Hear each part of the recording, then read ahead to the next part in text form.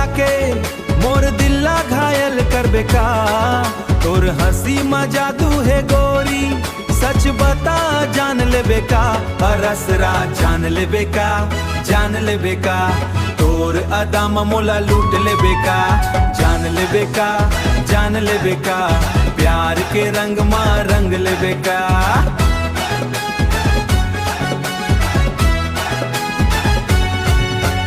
जब ले देखथो तोला दिल मोर बह जाथे।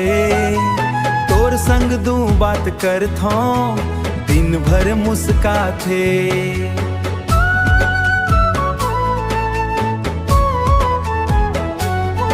तोर चाल में नखरा भारी, तोर बात माँ मिठास। तोर बिना अब लागे मोला अधूरा अधूरा सांस। तोर नैना के तीर चला के मोर दिल्ला घायल करबे का। तोर हंसी में जादू है गोरी, सच बता जान लेबे का। रसरा जान लेबे का, जान लेबे का। तोर अदा में मोला लूट लेबे का, जान लेबे का, जान लेबे का। प्यार के रंग देबे का। गाँव के गली में जब आथस चर्चा तोर हो जाथे। तोर एक झलक देखे बर मोर मन दौड़ के आथे।